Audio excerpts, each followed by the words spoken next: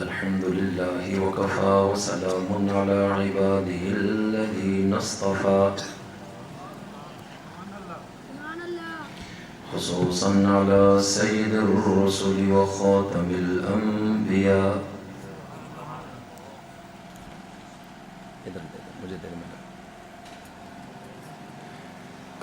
وعلى آله وأصحابه نجوم الهدى وأزواجه وذرياته وبناته وأهل بيته أجمعين. أما بعد، أعوذ بالله من الشيطان الرجيم. بسم الله الرحمن الرحيم.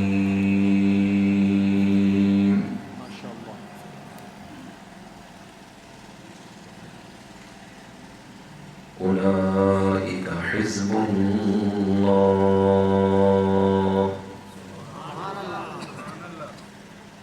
صدق الله مولانا العظيم. اللهم صل على محمد النبي الأمي وعلى آله وسلم تسلیما.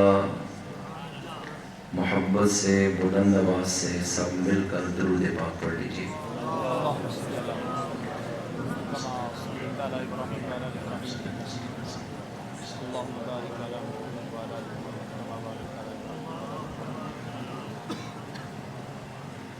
انتہائی قابل احترام میزبان مکرم حضرت مولانا محمد قاسم صاحب، برادر مکرم مخدوم العلماء حضرت مولانا مفتی ابو محمد صاحب،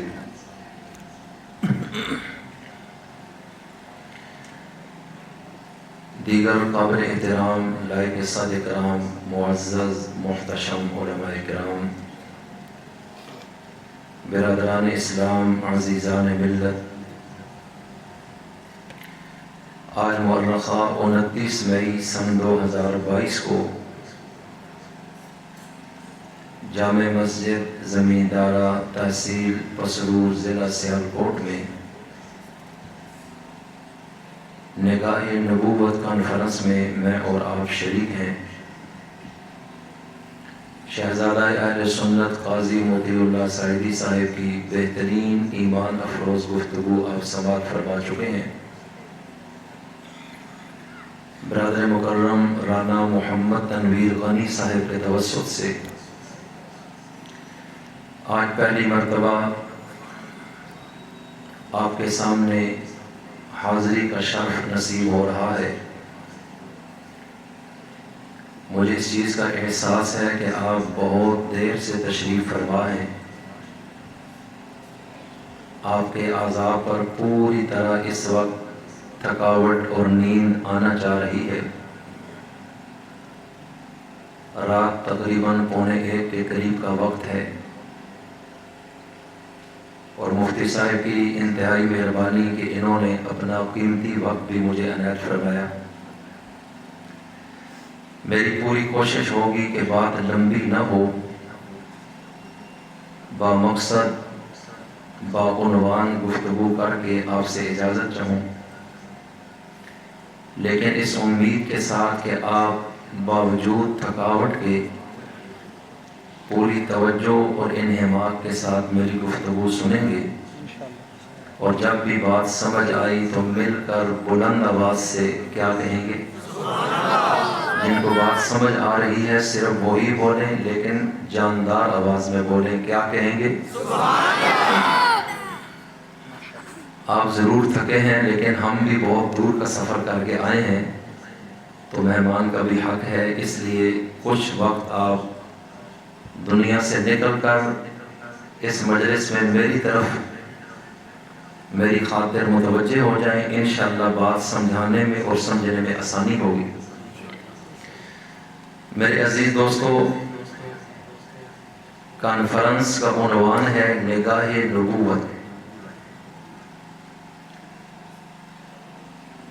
کہنے کو تو بہت کچھ ہے اس عنوان پہ، اور اصل بات یہ ہے کہ ہم مسلمانوں کا یہ عقیدہ ہے کہ اللہ تعالیٰ نے جنت بنائی ہے،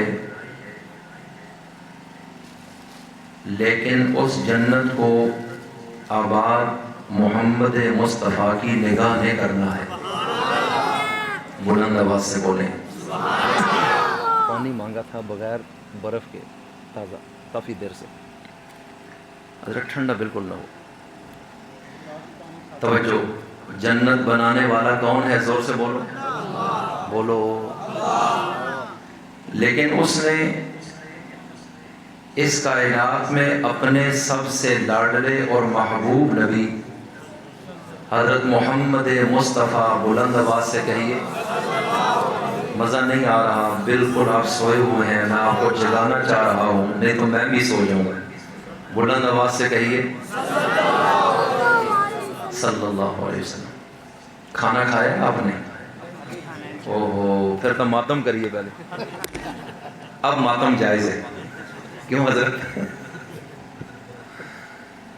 ویسے ایک بات بتاؤں، جو بھوکا ہو وہ تو زیادہ غصے میں ہوتا ہے اور زیادہ بولتا ہے، تو آپ یہ تو ثابت کریں نا کہ واقعی آپ کو بھوک لگی اور ابھی تک کھانا نہیں ملا، چیخو پکار ڈالیں، شور کریں سارا محلہ جا کے۔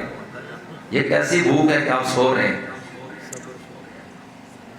حضرت محمد مصطفیٰ صلی اللہ علیہ وسلم کو چنا۔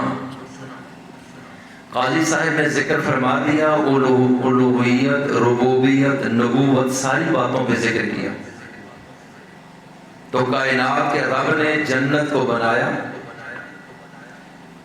اور جنت ہمارے ہی لیے بنائی، لیکن جنت میں انٹری کس کس کی ہوگی، یہ اختیار اس نے اپنے مصطفیٰ کو دیا ہے۔ اور زور سے بولو۔ آپ بولیں گے تو انشاءاللہ گفتگو کھلے گی، میرا شرح صدر ہوگا، توجہ کیجیے گا۔ تو میرے عزیز دوستو، میرے نبی کو رب نے بنایا ہی ایسا ہے کہ آپ کو اگر ایک لفظ میں سمیٹا جائے تو وہ بنتا ہے داعیاً الی اللہ۔ زور سے بولو، اللہ کی طرف بلانے والا۔ اور آپ صرف اپنی آواز اور خطاب ہی سے لوگوں کو اللہ کی طرف نہیں بلایا کرتے تھے، آپ اپنے انداز سے بھی بلاتے، اپنے اخلاق سے بھی بلاتے، اپنی نظر اور نگاہ سے بھی لوگوں کو اللہ کے ساتھ ملا دیا کرتے تھے۔ آپ سر سے پاؤں تک مجسمہ دعوت بن گئے۔ کبھی ہاتھ اٹھائے، اللہ سے التجا کی، اور بندہ اٹھا اور اللہ کی بارگاہ میں جھکا۔ اگر یقین نہیں آتا تو امیر المؤمنین عمر بن خطاب کی سیرت کو پڑھو، اگر یقین نہیں آتا تو ابو ہریرہ کی ماں کو دیکھو۔ ادھر میرے مصطفیٰ کی بارگاہ میں حضرت ابو ہریرہ آتے ہیں اور آ کر التجا کرتے ہیں کہ آقا آپ کی محبت میں فدا ہوں، میری ماں کسی صورت بھی یہ برداشت نہیں کرتی کہ میں آپ کے پاس آؤں اور آپ کا امتی کہلاؤں۔ اس کے دل میں آپ کی نفرت ہے اور اسلام سے بغض ہے، اور وہ ہر وقت آپ کے متعلق نازیبا الفاظ بیان کرتی ہے۔ ایک طرف آپ کا رتبہ ہے جو میرے ایمان کا تقاضا ہے، اور ایک طرف ماں کی محبت ہے۔ اب تقابل دونوں میں ہے، لیکن مجھ سے برداشت نہیں ہو رہا، تو مجھے اجازت دیجئے کہ میں اپنی ماں کو ختم کر دوں، اس لیے کہ ابو ہریرہ یہ قدم اٹھا کر دنیا کو بتانا چاہتا ہے ماں کو چھوڑا جا سکتا ہے، مصطفیٰ کو قربان نہیں کیا جا سکتا ہے۔ میرے نبی نے جب یوں دیکھا، کہا ابو ہریرہ اس کا حل یہ تو نہیں، اس کا حل کوئی اور بھی تو ہو سکتا ہے کہ جس رب نے تجھے ہدایت دی وہ تیری ماں کو بھی دینے پہ قادر ہے. میرا کام مانگنا ہے، عطا کرنا اس کا کام ہے. ابو ہریرہ نے کہا آقا اگر آپ ہاتھ اٹھائیے اور یہ نعمت بھی مل جائے یہ تو میرا نصیب ہے. ادھر میرے مصطفیٰ نے داعیاً الی اللہ یوں ہاتھ اٹھائے اور ابو ہریرہ بھاگ پڑے. دیکھنے والوں نے دیکھا ارے آہستہ قدموں سے روزانہ چلنے والے، آج یہ سپیڈ غیر معمولی ہے، کیا وجہ ہے؟ پرابلم ہو گیا، کوئی حادثہ پیش آیا، بھاگ کر جا رہے ہو؟ ابو ہریرہ کہنے لگے ہٹ جاؤ میرے راستے سے، آج میں اس لیے بھاگ رہا ہوں کہ جب آیا تھا اپنے نبی کی محبت نہیں نفرت کے شعلے ماں کے دل میں تھے اور زبان پہ آگ برس رہی تھی، اور ابھی جب دربار مصطفیٰ سے ہو کے نکلا یہ تو آئے ہی اللہ کی طرف بلانے کے لیے ہے اور وہ تو اللہ کی طرف آ نہیں رہی. لیکن آج جب ہاتھ اٹھے ہیں مصطفیٰ کے، میں دیکھنا چاہتا ہوں کہ ابو ہریرہ گھر میں پہلے پہنچتا ہے یا مصطفیٰ کی دعا پہلے پہنچتی ہے. ابو ہریرہ نکلے، وہاں پہنچے، دروازے کو کنڈی لگی ہے، دروازے پہ دستک دی. من دق الباب، کس نے دروازہ کھٹکھٹایا؟ انا ابو ہریرہ، آپ کا لخت جگر ہوں، اچھا انتظار کرو. اور محسوس ہو رہا ہے جیسے دروازے کے نیچے نالی سے پانی بہ رہا ہے کہ ماں غسل کر رہی ہو. توجہ کیجیے گا، ادھر ہاتھ اٹھتے ہیں مصطفیٰ کے، ادھر اللہ کی رحمت کے دریا اور بادل برس پڑتے ہیں. ابو ہریرہ کی ماں کے دل میں انقلاب آتا ہے، نفرت مصطفیٰ محبت مصطفیٰ میں بدلتی ہے. ابو ہریرہ گھر سے باہر ہے اور ایمان ماں کے دل میں جا رہا ہے، ماں غسل کر رہی ہے، ابو ہریرہ انتظار میں ہے. کچھ دیر بعد دروازہ کھلتا ہے اور ماں کہتی ہے کہاں چلے گئے تھے؟ تیرا انتظار کر رہی ہوں، لے میری انگلی پکڑ دربار مصطفیٰ میں لے جا، جس کا کلمہ تو نے پڑھا ہے تیری ماں بھی اس محمد کی غلام بننا چاہتی ہے.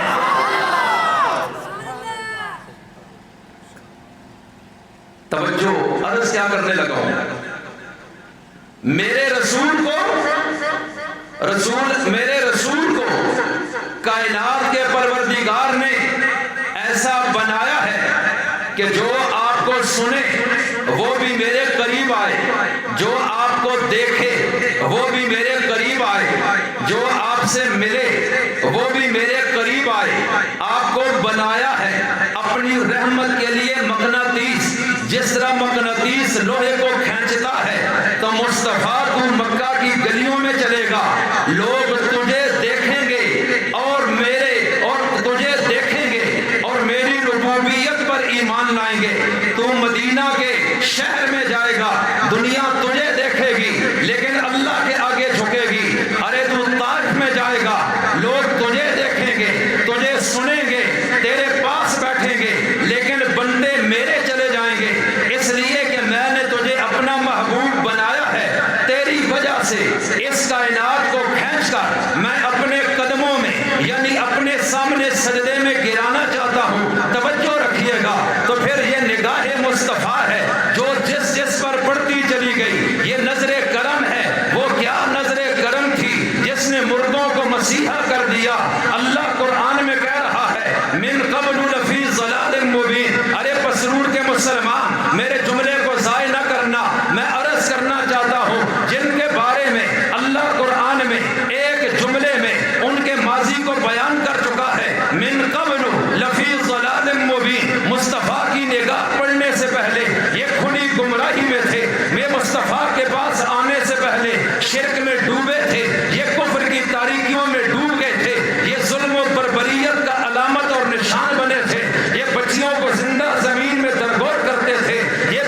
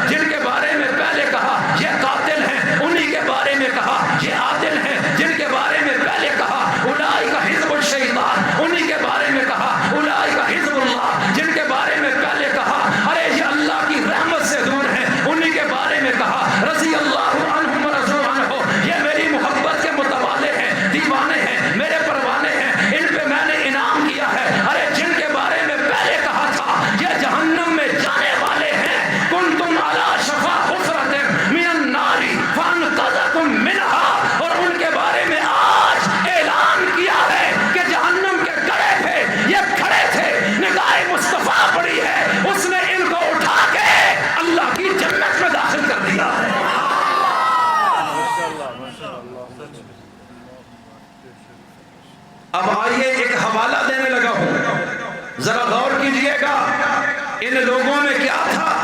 نمازیں بھی کم پڑھی ہیں کئیوں نے، زندگی نے وفا نہیں کی، جہاد کیا ہوگا، زکوٰۃ نہیں دی کئیوں نے، بس رستے میں ملے، نبی جا رہے تھے، ایک شخص ملتا ہے، ایک مثال دیتا ہوں، میرے نبی کو کہنے لگا آپ کا نام کیا ہے؟ آپ نے فرمایا انا محمد۔ اس نے کہا سنا ہے، نبی ہونے کا دعویٰ کیا ہے، میرا تصور ہے، جی ہاں میں نے کہا ہے میں اللہ کا رسول ہوں۔ اس نے کہا کیا پیغام دیتے ہو؟ کہا یہ پیغام دیتا ہوں اللہ کے علاوہ معبود کوئی نہیں، محمد کے علاوہ آخری رسول کوئی نہیں۔ اس نے کہا اگر مان لوں تو کیا ہے؟ انہوں نے کہا جنت مل جائے گی، اگر نہ مانو کہا ناکام ہو جائے گا، کہا اگر مان جاؤں اس کے بعد بھی کچھ احکامات ہیں، کہا ہاں ہے، ان تقیم الصلاۃ وتؤتی الزکاۃ وتصوم رمضان وتحج البیت من استطاع الیہ سبیلا، یہ احکام تیرے اوپر لاگو ہوں گے۔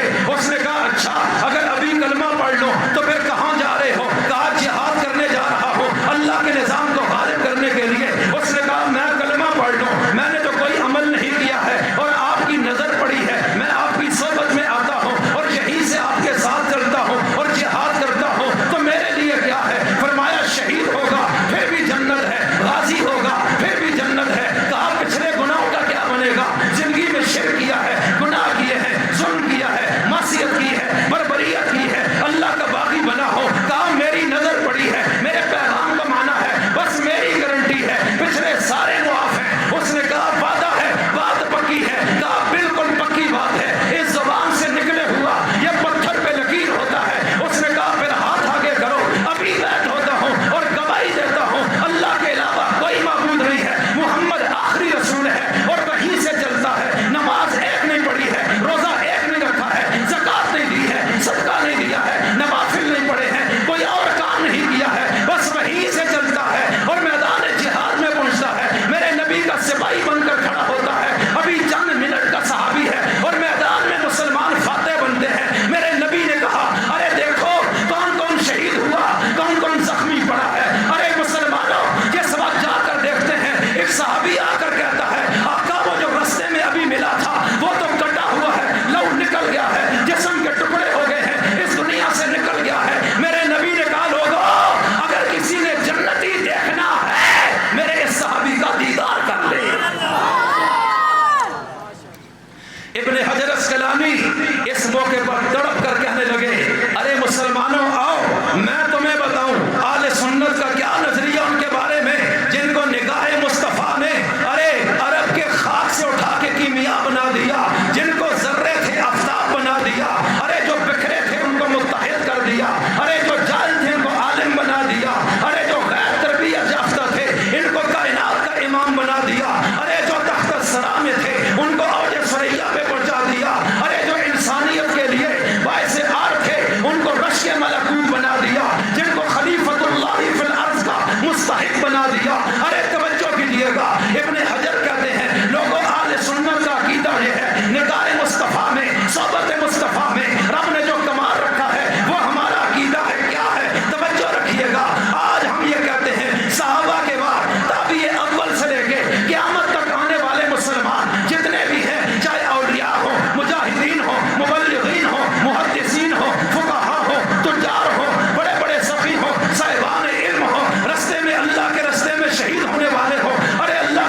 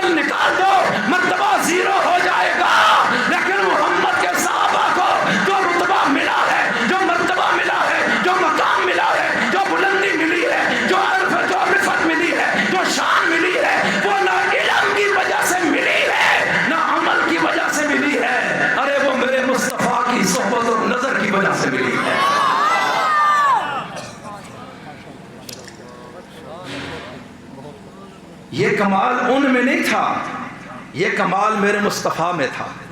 وہ زور سے بولو۔ وہ کہتے ہیں نا پھول سے پوچھا گیا، مٹی سے جو گلاب کے پھول جس میں پتیاں گر رہی ہیں لگا ہوا ہے، تیرے اندر سے خوشبو کیوں آ رہی ہے؟ وہ کہتی ہے اس پھول کی صحبت نے مجھے بھی خوشبودار بنا دیا ہے۔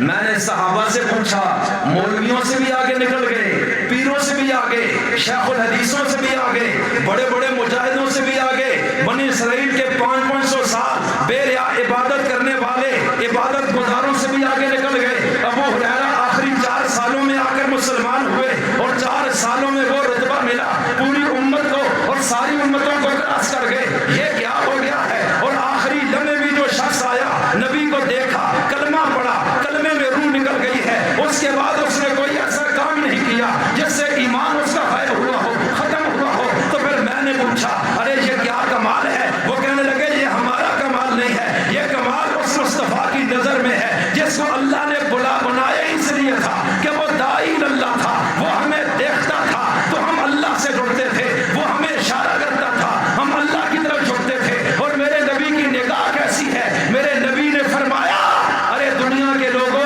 تم سارے صرف آگے دیکھتے ہو، مصطفیٰ آگے بھی دیکھتا ہے، مصطفیٰ پیچھے بھی دیکھتا ہے۔ ارے تم صرف ظاہر کو دیکھتے ہو، مصطفیٰ اس دنیا میں کھڑے ہو کے جنت کو بھی دیکھ رہا ہوتا ہے۔ ایک حدیث میں آتا ہے حضرت جی حضور علیہ السلام نماز پڑھ رہے ہیں، صحابہ بھی پڑھ رہے ہیں اور اللہ کے رسول آگے ہوتے پھر پیچھے ہو جاتے، آگے ہوتے جیسے کچھ توڑنے والے ہیں کچھ لینے والے ہیں۔ صحابہ نے کہا یا رسول اللہ یہ کیا؟ فرمایا جنت سامنے آ گئی، اس کے پھل سامنے آ گئے، دل کرتا تھا آگے بڑھ کے توڑ لو۔ یہ تھی میرے مصطفیٰ کا کمال جو میں ذکر کر رہا ہوں۔ یہ نگاہ مصطفیٰ ہے کہ دیکھو غزوہ موتہ ہو رہا ہے، وہاں جعفر کٹا، مدینہ میں ہے، کہتے ہیں کٹ گیا ہے جعفر۔ عبداللہ بن رواحہ کٹا، کہا کٹ گیا ہے۔ زید بن حارثہ کٹا، ارے کٹ گیا ہے، ابھی وہاں سے خبر نہیں آئی، لیکن مصطفیٰ کا بعض نے لکھا وہی آئی ہے، بعض نے کہا پردے ہٹا کر اللہ نے نبی کو یوں دکھایا ہے۔ اسی طرح توجہ کیجیے گا، امام ابو حنیفہ کے ہاں مسئلہ یہ ہے کہ غائبانہ نماز جنازہ جائز نہیں ہے، لیکن جب بادشاہ حبشہ نجاشی کا انتقال ہوا، وہ کلمہ گو مسلمان تھا، اس کی نماز جنازہ پڑھی ہے۔ ابن حجر نے فتح الباری میں لکھا ہے کہ رسول کائنات نے وہ نماز پڑھی ہے، اس لیے باقی ائمہ یہ کہتے ہیں غائبانہ نماز جنازہ جائز ہے، ابو حنیفہ کہتے ہیں جائز نہیں ہے، وہ کہتے ہیں اس لیے جائز ہے کہ رسول اللہ نے مدینہ میں کھڑے ہو کے نجاشی کی جنازہ موجود نہیں تھا، ارے وہ تو حبشہ میں تھا اور مدینہ میں جنازہ پڑا ہے تو میت حاضر نہیں ہے، اور نبی کا پڑھنا بتاتا ہے کہ حاضر جنازہ بھی جائز ہے اور غائبانہ جنازہ بھی جائز ہے۔ لیکن ابو حنیفہ یہ کہتے ہیں کہ تمہیں سمجھ کوئی نہیں آئی ہے۔ ارے یاد رکھنا، فرمایا یہ غائبانہ نہیں تھا، یہ حاضرانہ تھا، اور یہ کسی صورت بھی غائبانہ نماز جنازہ نہیں ہے۔ ابن حجر لکھتا ہے ابو حنیفہ نے یہ سمجھا ہے اور انہوں نے بتایا ہے، انہوں نے کہا لوگوں کی نظر وہاں نہیں گئی ہے، لیکن جس وقت بادشاہ نجاشی فوت ہوتا ہے وہاں کوئی مسلمان نہیں تھا جو ان کا جنازہ پڑھتا۔ نبی الثقلین کو کہا گیا آپ ان کی جنازہ کی امامت کرائیں، میت حبشہ میں ہے، نبی مدینہ میں ہے، صحابہ کی صفیں لگتی ہیں، درمیان میں شہر بھی ہے، پہاڑ بھی ہیں، ٹیلے بھی ہیں، پتھر بھی ہیں، صحرا بھی ہے، درخت بھی ہے، ملکوں کا فاصلہ ہے، لیکن نبی جب کھڑا ہوتا ہے محدثین لکھتے ہیں کہ سامنے کے پردے رب نے ہٹائے، نبی کی نگاہ کے سامنے نجاشی کو کر دیا، اور نبی نے کھڑے ہو کر دنیا والوں کی نظر میں غائبانہ پڑھایا ہے، مصطفیٰ کی نظر میں حاضرانہ جنازہ پڑھایا ہے۔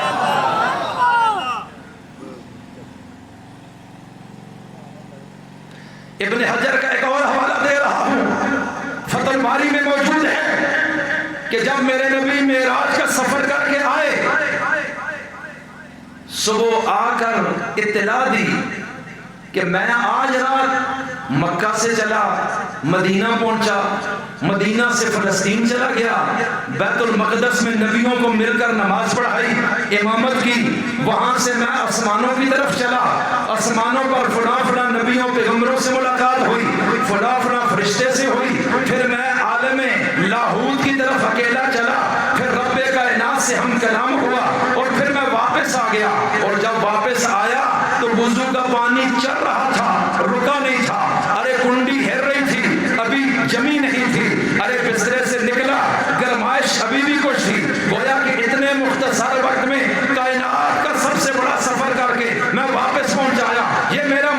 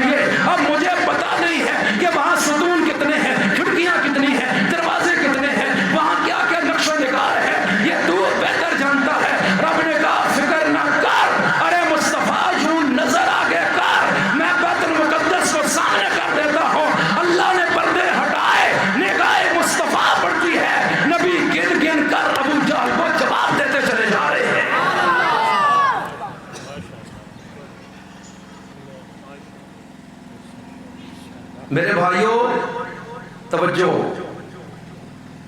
میرے پیغمبر کی کتنی بیٹیاں تھیں؟ زور سے بولو، جن کا عقیدہ ہے صرف وہ بولیں۔ سگی تھی یا کچھ پکی بات ہے؟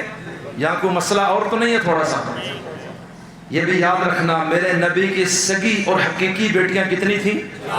بڑی کا نام کیا ہے؟ اونچا بولو، کیا نام ہے؟ دوسری کا بول دیجئے رقیہ، تیسری کا نام ام کلثوم، چوتھی کا نام، اور ان کی والدہ کون تھی؟ بولو، حضرت خدیجہ الکبریٰ رضی اللہ تعالیٰ عنہ۔ توجہ کیجئے گا، 4 بیٹیاں ہیں میرے نبی کی، اور میرے نبی کی 11 بیویاں تھیں۔ کتنی؟ توجہ۔ اور میرے نبی کے کم و بیش صحابہ کتنے تھے؟ بولو، 1.25 لاکھ کے قریب تقریباً۔ کتنے تھے؟ سارے بولو۔ ہمارا عقیدہ ان سب کے بارے میں 1450 سال سے ایک ہی قسم کا چلا آ رہا ہے کہ اس کائنات میں میرے نبی کے صحابہ، میرے نبی کی بیٹیوں، میرے نبی کی بیویوں سے باقی اس کائنات میں پچھلے پیغمبروں کے بھی صحابہ، ان کی ازواج اور بنات ان کے مرتبے تک نہیں پہنچ سکیں، بعد میں تو کوئی جا ہی نہیں سکتا ہے۔ اب اگر غور کیجئے تو یہ دراصل مقام مصطفیٰ ہی کی ایک شکل ہے جس کو ہم ان کا تذکرہ کر کے بیان کر رہے ہیں کہ جب یہ مرتبے میں سب سے اونچے چلے گئے، اس کا مطلب یہ ہے کہ بڑے نبی کی صحبت نے ان کو بڑا بنا دیا ہے۔ اگر یہ صحبت نہ ملی ہوتی، نگاہ مصطفیٰ، نظر کرم نہ ہوتی، ان کو کون پوچھتا؟ سگا چچا ابو لہب ہے، آج آپ ابو لہب پہ لعنت بھیج رہے ہیں، اور وہاں سے بلال حبشی آتا ہے، کالا رنگ ہے، اور آپ اپنی اولاد کا نام بلال رکھتے ہیں۔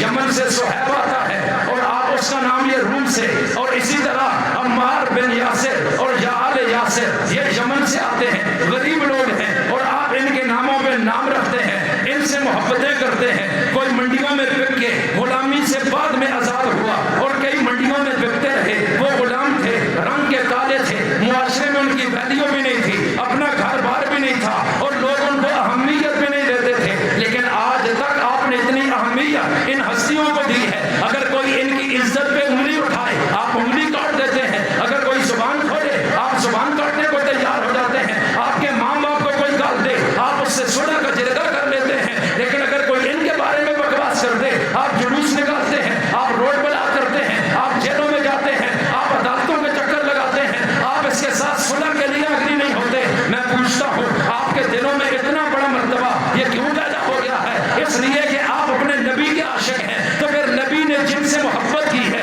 آپ کو ان سے محبت ہو گئی ہے، نبی نے جن سے نفرت کی ہے، آپ کو ان سے نفرت ہو گئی ہے۔ من احبہم فبحبی احبہم ومن ابغضہم فببغضی ابغضہم۔ جب آپ عاشق مصطفیٰ ہیں تو جو نبی کے محبوب ہیں یعنی اصحاب مصطفیٰ، آپ کو ان سے محبت ہو گئی ہے، تو آپ کی صحابہ سے محبت یہ آپ کی نبی سے محبت ہے، صحابہ سے نفرت یہ نبی سے نفرت ہے۔ اس لیے آج صدیوں بعد آپ دیکھیں، ارے لوگ نبی کے نام پہ مرتے ہیں، نبی کی عزت پہ جانے دیتے ہیں، لیکن یہ کیسا کمال ہے ان لوگوں کے دل و دماغ میں اپنے مصطفیٰ کا۔ توجہ میری طرف کیجئے گا، میں عرض کیا کرنے لگا ہوں کہ آج نبی کے غلاموں پہ حرف آتا ہے، کوئی کتاب لکھتا ہے، کوئی تقریر کرتا ہے، کوئی میسج کرتا ہے، کوئی بکواس کرتا ہے، تو آپ کھڑے ہو جاتے ہیں اور آپ کسی صورت بھی برداشت نہیں کرتے ہیں۔ اس کا مطلب یہ ہے کہ آپ صرف صحابی سے محبت نہیں کر رہے، آپ اپنے نبی سے محبت کر رہے ہیں، آپ صحابی سے عشق نہیں کر رہے، اپنے نبی سے عشق کر رہے ہیں۔ اس لیے آج میں یہ دعوت دینا چاہتا ہوں کہ 5000 کے قریب آج تک ہمارے مسلمان صحابہ کی عزت پہ کٹ مرے ہیں، انہوں نے تختہ دار کو چوما ہے، ان کو جیلوں میں ڈالا گیا، پابند سلاسل کیا گیا، ہتھکڑیاں ڈالی گئیں، بیڑیاں ڈالی گئیں، بموں میں اڑا دیا گیا ہے، راکٹ لانچر ان پہ چلے ہیں، لیکن یہ کٹ تو گئے ہیں، لیکن صحابہ سے پیچھے نہیں ہٹے ہیں۔ تو یہ آج ہمیں بتا رہے ہیں، ارے جب میں ان پہ اتنا فدا ہو رہا ہوں بغیر دیکھے ہوئے، تو جنہوں نے مصطفیٰ کو دیکھا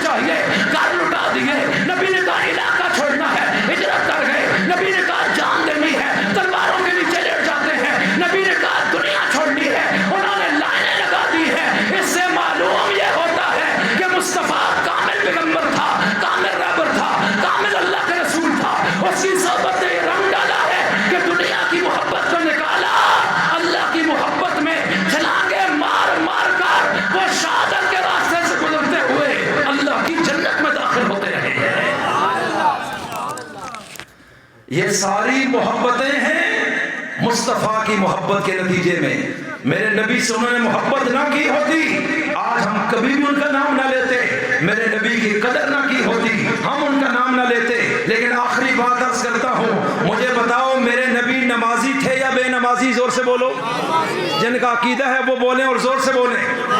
1.25 लाख सहाबा नमाजी थे या बेनमाजी? जोर से बोलो। दाढ़ियों वाले थे या बगैर दाढ़ी वाले?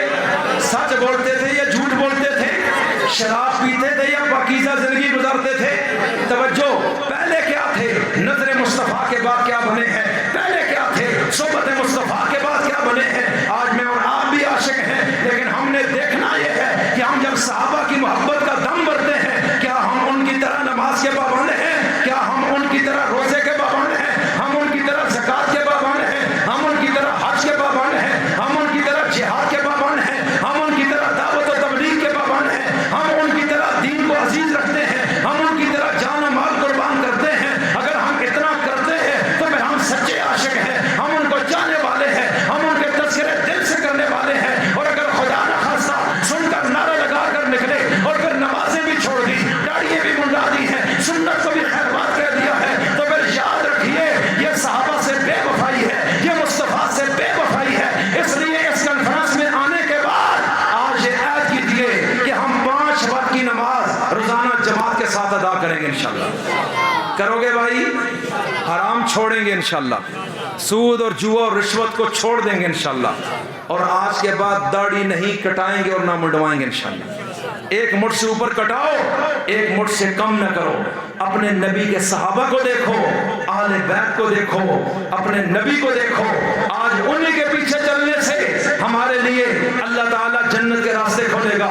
वस्साबिकून अल-अव्वलून, फरमाया जो सबसे पहले सबकत कर गए, ईमान नबी पर लाए, और अंसार और मुहाजिरीन का जिक्र है पारा 11 रुकू 2 में। फरमाया ये दोनों तबके यानी मुहाजिरीन और अंसार, मक्का में हिजरत से कबल ईमान लाने वाले और हिजरत के बाद ईमान लाने वाले, मुहाजिरीन और अंसार, वल्लज़ीन तबअूहुम बिइहसान, और जो उनके ताबेदार हो गए इखलास के साथ क़यामत तक आने वाले। जिस तरह इन्होंने किया उस तरह इन्होंने किया, इन्होंने नमाज पढ़ी उन्होंने नमाज पढ़ी, इन्होंने रोजे रखे उन्होंने रोजे रखे, ये कुरान से जुड़े वो कुरान से जुड़े, ये जिहाद से जुड़े वो भी जिहाद से जुड़े, ये अल्लाह की मोहब्बत में गर्क हो गए वो भी अल्लाह की मोहब्बत में गर्क हो गए, ये दीन के लिए कुर्बान होने वाले वो भी दीन के लिए कुर्बान होने वाले, जो क़यामत तक आने वाले इनके ताबेदार हैं, इनके हुक्मदार हैं, इनके जानिसार हैं, इनके गुलाम हैं।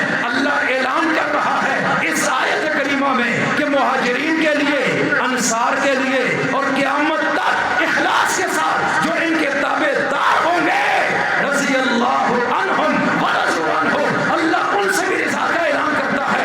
अअद्द लहुम जन्नत, अल्लाह उनके लिए भी जन्नत की बशारतें देता है। इसलिए सहाबा की गुलामी अमल के साथ है, सिर्फ जुबान के साथ नहीं है।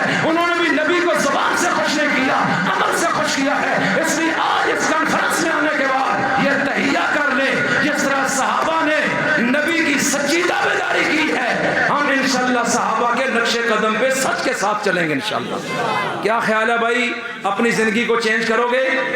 अपनी जिंदगियों में पॉजिटिव और मुस्बत तब्दीली लाएं, अपने आप को धोखे में ना रखें।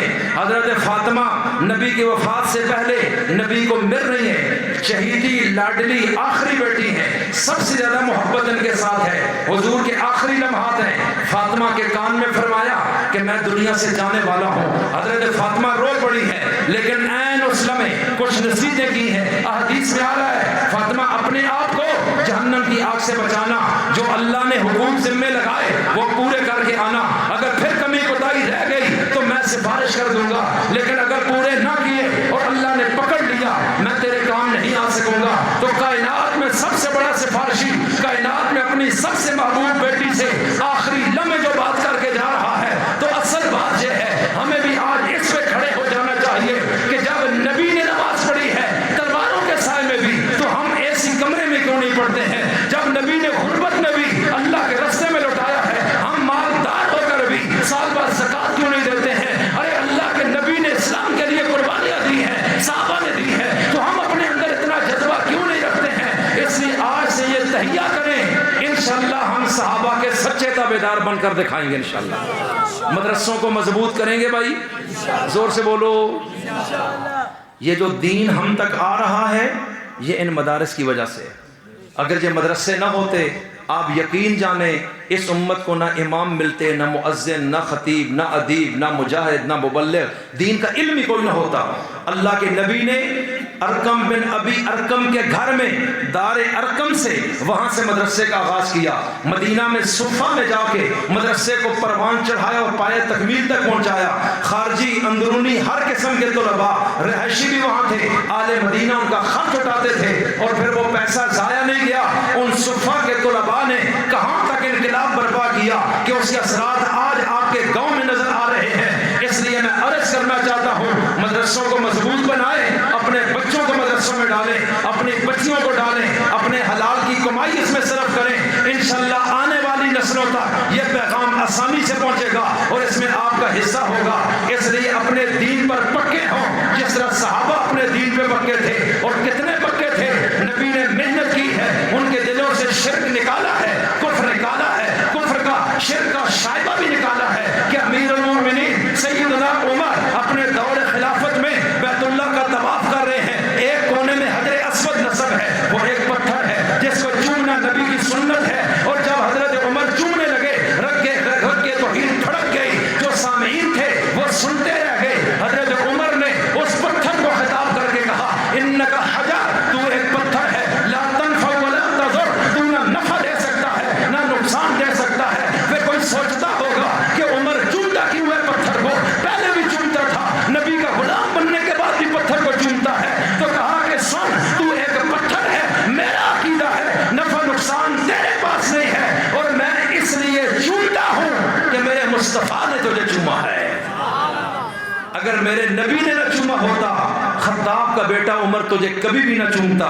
इसलिए मैं अर्ज करना चाहता हूं, इन्होंने नबी की मेहनत पे पैरा दिया है। मेरे नबी जब गए हुदैबिया के मकाम पे, कीकर के दरख्त के नीचे 1400 सहाबा से मौत की बैत ली है और उस वक्त कहा उस्मान तक के साथ लेकर जाएंगे, ऐसे नहीं जाएंगे। अब ये एक मुबारक जगह थी जहां मेरे नबी दरख्त के नीचे बैठे। अल्लाह ने कुरान में जिक्र किया, तहत शजरा, उस दरख्त के नीचे मुस्तफा बैठे और अल्लाह इन सब से राजी होने का ऐलान कर रहा है जिन्होंने नबी के हाथ पे बैठ हुए अपनी जान देने के लिए। तो तवज्जो रखना, अब ये जगह भी मुबारक है, ये दरख्त भी मुबारक है, निस्बत मुस्तफा के साथ हुई है। मेरे नबी दुनिया से चले गए, सिद्दीक अकबर के दौर में यहाँ से काफिले जब गुजरते थे, इस दरख्त के नीचे आकर थोड़ी देर रुकते, 2 रकत नफल पढ़ते थे कि ये बड़ी मुबारक जगह है। फिर हजरत उमर का दौर आता है और इसी तरह सहाबा गुजरते थे, 2 रकत नफल पढ़ते थे और उसको मुबारक समझ के बैठते थे, बरकत हासिल करते थे। अचानक अमीरुल मोमिनीन ने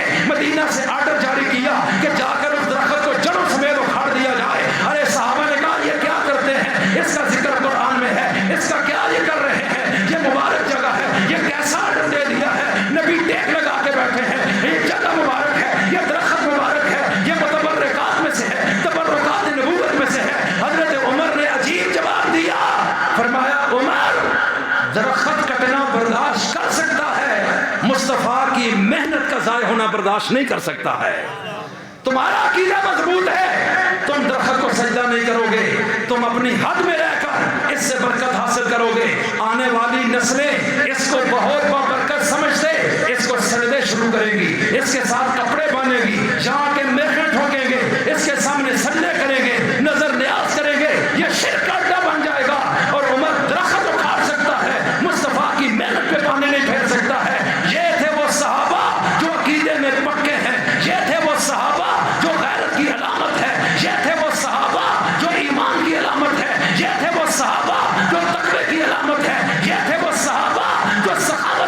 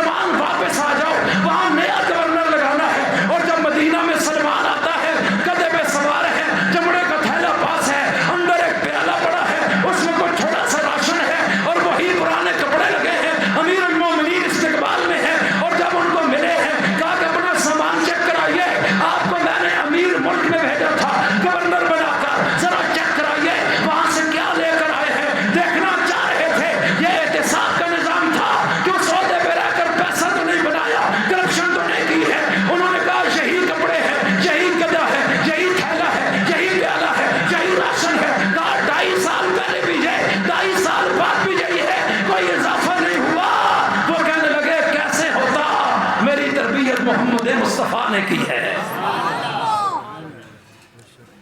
हजरत उमर धाड़े मार कर रोए। इसलिए मैं अर्ज करना चाहता हूं, ये थे वो लोग जिनको नबी ने कुंदन बनाया है। जहां जहां भी गए काजी बने, कोई फैसला मेरिट से हट के नहीं दिया। बादशाह बने, किसी पर जुल्म नहीं किया। गवर्नर बने, पैसा नहीं बनाया। अरे बड़े बड़े ओहदों पर रहे, अपनों को नहीं नवाजा, बल्कि इस तरीके से दुनिया में रहकर दुनिया से निकले, गोया के आए भी जन्नत से थे और गए भी जन्नत में हैं। तो इसलिए आज से ये तहिया करो कि हम सहाबा के सच्चे गुलाम बनेंगे इंशाल्लाह। क्यों भाई, सही करोगे ये बात, अमल करेंगे इंशाल्लाह। बस अगर एक बंदा भी इस रास्ते पे पड़ा तो इंशाल्लाह हमारी सबकी निजात के लिए काफ़ी हो जाएगा। बस आज का यही मैसेज और पैगाम है। बुखारी के अंदर सारी हदीसें अमल की हैं, उसमें तरगीब है ये करो ये करो, करने का फ़र्क रह गया है। आज तहिया करो, इंशाल्लाह हम सच्चे गुलाम बनकर दिखाएंगे। हम सच बोलेंगे, शिर्क से बचेंगे, कुफ्र के रास्ते पर नहीं चलेंगे, दुनिया की लालच में नहीं फंसेंगे, हक के साथ खड़े हैं, हक के साथ मरेंगे। इंशाल्लाह मदरसों को मजबूत बनाएंगे। अल्लाह इस मदरसे का फैज़ भी पूरे आलम तक जारी और सारी फरमाए। वमा अलैना इल्लल बलागुल मुबीन।